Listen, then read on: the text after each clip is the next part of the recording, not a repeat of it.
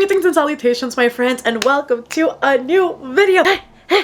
Based on the title of the video and the time of month, you already know what time it is. It is time for our TBR prompt jar to choose all of my August reads, and you guys already know this is literally my favorite time of month. I love renewing my TBR, seeing what I read, what I didn't read, what stays, what goes, building a TBR anew, and showing you the entire process. This is specifically exciting because I've got very specific things in mind. Once more, I have been in like very specific reading moods as of recent, so I've got very specific books that I would like to put into my TBR, some titles that are TBR veterans, some of them that are new in the collection, but overall I think all books that give me like really good vibes and all give me 5-star predictions, so I'm hoping that I can get all of them into the TBR. There are also certain videos planned that will not allow me to put as many books as I typically would into my TBR. I'll give you the rundown in a little bit, but you already know what's happening today. You already know what time it is. Let a girl know in the comment section what you're planning on reading in the month of August. I'd love to know. As a little side note, all of the books that I'm going to be picking out, I would love to cross over with the readathon I am currently hosting on Patreon. We have a month-long readathon called the Oracles Readathon happening this month in August, from August 1st all the way to August 31st, so I am very excited about it, and it's got very specific prompts that I would like to line up with whatever the TBR jar gives me and whatever the end result ends up being, so I am hoping that I can fit everything in here and that everything works out. And if you guys would like to join us for the readathon and for all of the Patreon funsies, it is always linked at the top of the description in case you guys want to join a reading community and connect with fellow readers, but also it helps support the channel extra, so that is linked down below. And let us get started into the TBR journey. First of all, let me walk you through my July TBR and how this ordeal went, because we were actually quite successful. I still had some leftovers. I think it was a given, just given the amount of books I had in my TBR, but surprisingly, not a whole lot of them. We have got 4 leftovers that are rolling into this new month, and it is these 4 books right here. We have got Just for the Summer by Abby Jimenez, which I'll be reading very, very promptly. We have got Shadow of Night, The Thursday Murder Club, and A Curious Beginning, all of which I've started. You can see the bookmarks in. I ended up reading all these. This was a surprising feat. So the very first thing is Paint the Devils, which you can see still has the bookmark in. I have 100 pages left. However, those 100 pages are being finished today. As the time of me filming this, it is July 31st. I still have time to finish that book. And then we've got all these that I also read in July. We have got Funny Story and The Familiar, Leather and Lark and Flawless, Leather and Lark, which I actually ended up DNFing, believe it or not. We also have Two Twisted Crowns and Where Sleeping Girls Lie. And last but not least, we have got Ruthless Vows, Cat Massage Therapy Volume 1, and Song of the Six Realms. I do have to say, and you'll see it more when I do put up my July wrap-up, most of these books were floptinas. I feel like I did hit my stride later on in the month, but it took me a second to find the good books. I rated a lot of books very low. I almost gave up on a ton of these books, and I did end up DNFing one, which is very much not my norm. So a little bit of an all over the place month, not my favorite, but I will say the favorites that I did find, they were good. Now, a small update I have to give you, which will help us decide exactly how many books to put into the TBR for this month. I have a very specific video planned. I still don't know what date this is going to see the light of day, but it will be going up in August, and that specific video entails blind dates with books, which I have all right here. I have got 4 different books. I don't know that I'm going to be reading all 4 in this video, or if I'm going to be reading 2, leave the other 2 for a part 2, or if I am going to be reading 3, leave 1 out. I really don't know what the vibe is going to be for the video, but I do have all of these 4 books technically going into the TBR, so I think ideally, so as to not overwhelm myself, I think if I could choose anywhere from 6 to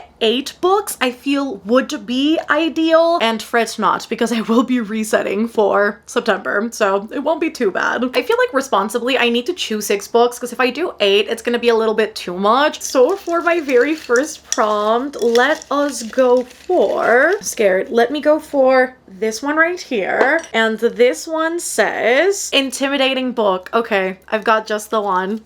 Oh my god, okay, this is a perfect start. So we've got an intimidating book. This is actually definitely a book I've started 3 times in the past. I haven't finished it yet. It's been in my TBR, I think, for the better part of the last 3 years. And the series in general is very intimidating, not only because of its writing style, but also because the overall population that has read this book constantly claims that the book is confusing and oftentimes just very weirdly structured. So that makes me very intimidated slash very excited about this book. So let's get into it. In fact, that book can be found on this shelf over here, which, if you guys know, that is my adult fantasy shelf. So for my intimidating book, I am going to go for The Fifth Season by N.K. Jemisin. Now, this book is written in second person. I don't think I've ever read a book written that way, and I also do know that the world building is quite intricate, so again, very excited to find out more. The book establishes a world in which the world has ended over and over again, and it is prophesied to end again throughout the course of this story. And we follow our main character, a grieving mother, who sets out on a path for revenge over her children to figure out exactly what has happened to them, and the story goes from there. I really don't know specifics. I never really got too far into this book when I have started it in the past, so for an intimidating book, The Fifth Season will be the first one to make it into the TBR, and it is also my August book club pick over on Patreon, so it's just perfect. 2 birds, 1 stone, and we get a TBR veteran off the shelves. For my second prompt, let me go with this one right here. I hope that it decides my fate well. It gives me a good one. And this one says, Goodreads Award winner. Goodreads Award winner. I feel like some of the ones I've got in mind might have won a Goodreads award, but I'm not sure if they've just been nominees or if they've actually won the award. So I'm gonna have to do some research for this one. We'll see if it works out. I'm gonna be a little bit of a cheat in this one because I have got several books actually within my list of books that I want to read this month that were nominees, but they did not win. However, there is one book that's part of a series that has won an award. It's just not that book that won the award. It's actually the 5th book that won the award, but I haven't even gotten there, so technically you could say the series is a winner, baby, right? Maybe bend and snap, right? Elle Woods said it best, and we're wearing pink too. So who would I be to deny Elle Woods the opportunity to bend and snap? Just a tiny little bit. And I feel like some of you won't even be mad because the thing I want to choose is Game of Thrones. The 5th book did win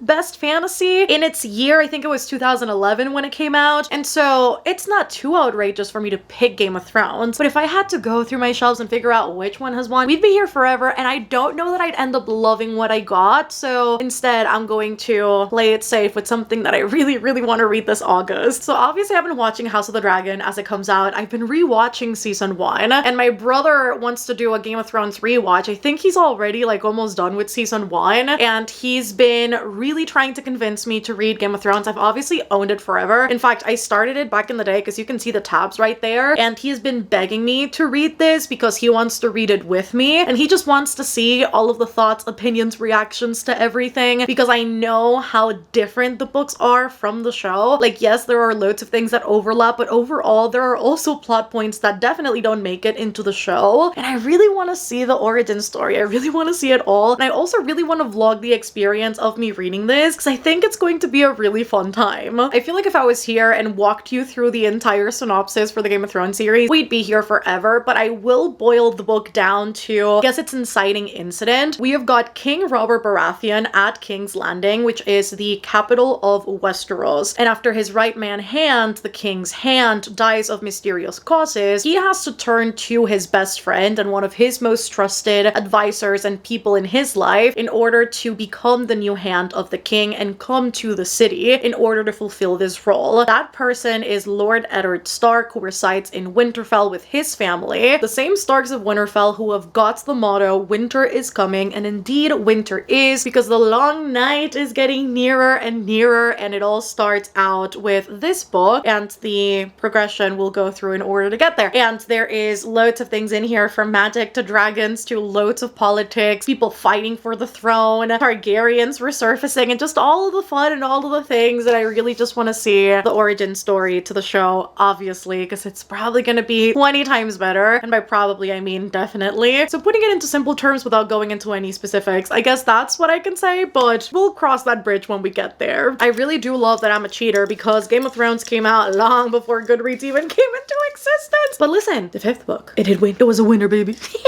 And now for our third prompt, I want to go for... Still fishing, I'm not convinced. Okay, let me go for this one right here. It looks thick. Oh my god, what is this? Oh my god, it's such a long prompt. Book featured in list that you haven't read yet. I know which one I'm going for. Okay, so we've got book featured in list that I haven't read yet, and I know exactly what I'm going for. I recently got this thanks to one of my patrons. Shout out to Fatima. I have to go for this one. No questions asked. Not in Love by Hazelwood. Who would I be if I didn't read this immediately after I got it? I am so excited about this. I've heard that it's so different to what Hazelwood has done in the past, with a touch of what she typically does. So we still have got our STEM field main character, and it still is surrounding the sciences in some way. However, this is a lot smuttier, more leaning into erotica in comparison to her other books, and we follow our main character Rue, who has finally achieved most of the things that she has wanted, and although it may not be a lot for her, it is enough. She has got friends, she has got the financial stability that she yearned for as a child, and now she is working at her dream company called Klein. However, this company is now going through an acquisition, and the love interest Eli Kilgore is one of the people doing said acquisition, and he has got his very specific reasonings as to why he is pushing it so hard, except that when these two people meet, there is like instant attraction. It's like actually quite crazy. They can't get each other off of each other's brains, and it becomes this sort of forbidden secret romance in the midst of said merger acquisition or whatever it is that they're doing, and I'm very excited about this. Just this art alone, the fact that every single one of these like special arts at the start of the book has looked better than the last is just ridiculous. Every time Hazelwood has posted something about this book, I'm like, oh yeah, I want this so desperately. So I am hoping that this will be a good one. It literally says a forbidden secret affair proves that all's fair in love and science. Bring it on again. She has never given me a book that's not a 5-star, which I know is a hard thing to live up to, but if anybody can do it again, it's gonna be her. We are halfway through, and I have to say I am fighting temptation to add 2 more books in here, because I just know it'd be the most outrageous thing I'd ever do. Don't think I can handle it. I feel like I'd be too overwhelmed if I added 2 more books in here. Let's just hope that it works out. For our 4th prompt though, we have got book with an ugly cover. Oh, low-key, this works out perfectly. Because I never want to say that a book has an ugly cover, but come on now. Some of them try hard, some of them don't. Please hold. The Right Move by Liz Tomforde. Now come on. This book is giving Canva realness, okay? It's giving, I went on thefont.com and I got whatever font I thought was the prettiest, and then I slapped it onto the cover, and it's a stock image. I'll forgive it though, because it's self-published, so it's fine. We admire and respect the effort anyways, but it's not the prettiest cover I own, that's for sure. I think it's got its own set of charm, but yeah, no. So we're gonna go for The Right Move. And I am so excited about this. Ryan Shea has been hyped up to me so much that I cannot help but be excited about this. I have a lot to live up to, I think, just opinion and enjoyment wise, because this was gifted to me by one of my patrons, Dorothy, and she is like hell-bent that I'm gonna love this, that I need to read this. The setup for the book itself is that Ryan Shea, a professional basketball player for the Chicago Devils, has now been promoted to team captain, and it seems like a lot of people in management are very disapproving of this fact. So he decides to fake date his sister's best friend, who is now coincidentally his new roommate, because he feels like this will polish his image, and she's also so outgoing and friendly and lovely that people cannot help but love her upon first sight. So it really does seem like the best of both worlds for him, and I know the story goes from there. I don't know much about the girly pop, so I'm curious to find out more when I do get to this, and I am seriously hoping that I'll like this. Liz Tomforde, I feel like you've got a lot to live up to. I've been hearing of this series for so long. We are down to our last 2 friends, and let me go for, I think this one sounds good. Does it sound good? Do you want to speak to me? Okay, I think it sounds good. And this one says, out of comfort zone. This is perfect. Now, typically I'd be really intimidated by out of comfort zone, because I know that that means a couple of genres for me. I know out of my comfort zone would mean thriller horror, or also sci-fi, or classics, or historical fiction. I feel like that's typically where my out of comfort zone is. I'd even remove thrillers from there. I feel like mostly horrors are out of my comfort zone. And I do have a sci-fi that I think would be perfect in here. And we've got Chang'e All-Stars. Now, this is one of those interesting books that I feel resides partly in my comfort zone, so it's not too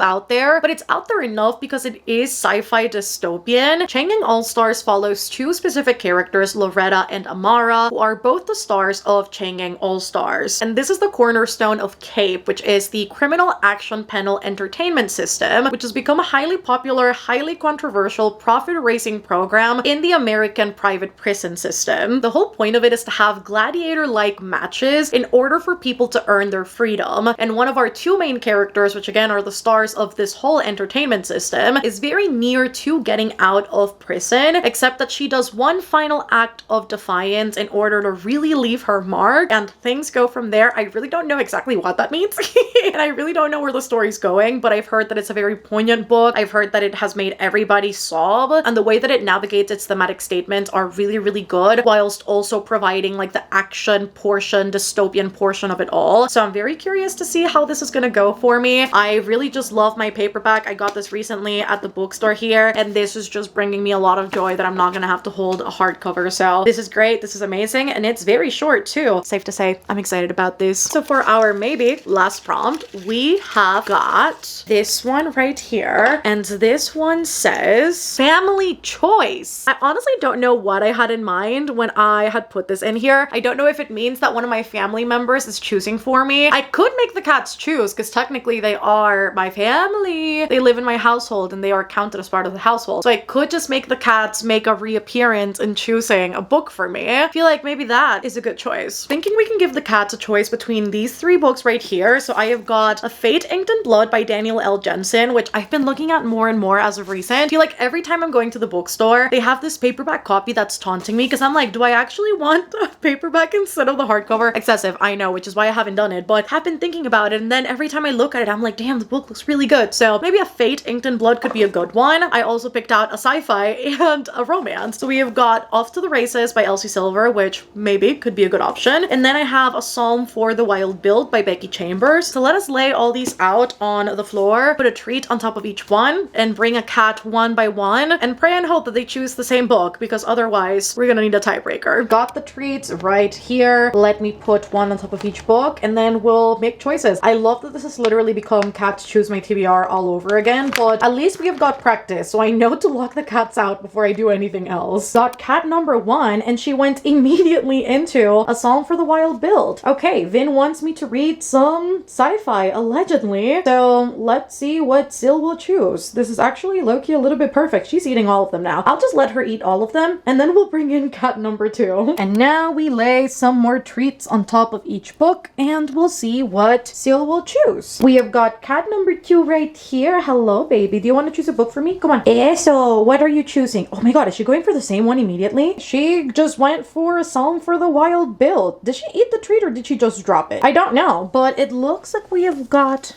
a winner, everybody. I think we're reading A Psalm for the Wild Build. I think the cats made a really wise choice, also because the book is really short. I have heard that it's a very hard-hitting read, that it talks a lot about humanity and like the meaning of existence, and that it's an overall very existential book, which you guys know I very much vibe with. So we follow a world in which robots have gained awareness. They laid down all their tools and then they went into the wilderness, never to be seen again. And one day a T-monk is going through his day-to-day life when a robot suddenly appears in front of him, and the robot asks him the very existential question of what do humans need, and the story goes from there. I really don't know anything except for just the overall vibes of the book, so very curious to read my very first Becky Chambers, because I've never read one of her books, so I'm very curious, I'm very excited, and a short one to balance out everything else I love. I think that worked out for the best, because all of those books fit the prompts that I need for the Citadel readathon. So we have got obviously a book from my physical TBR, which is one of the prompts for my specific team. We have got a book with a journey, a book with an intelligent main character. We also have a romance book in here. Everything just fits to a T exactly what I need. So I am very, very excited about this, and I can't wait to read all of these books, letting you guys know all of my opinions, and just overall, hopefully, potentially finding some new favorites. And that is it for today, friends. That is what my TBR looks like for August. I hope you guys enjoyed this one, and if you did, don't forget to give it a thumbs up down below and let a girl know down in the comment section what you'll be be reading in August, let a girl know in the comment section. Have you also read any of the books currently in my August TBR? Let a girl know because I'd love to know in the comment section. And if you reach the end of the video, let us leave some summer related emojis, whichever one you want. Let us leave that in the comments if you reach the very end. Don't forget to subscribe if you haven't done so already for more content like this. And if you'd like to support the channel further, join us on the August readathon. See everything that Patreon has got to offer. We literally just announced our September and October book club picks, so that's very exciting. And if you overall just want to have a really good time with the live shows and extra content, Patreon is always linked down below. It really helps things run smoothly, so that is always linked down below in case you guys want to check that out. I love you guys so much, and I will see you on my next one. Bye.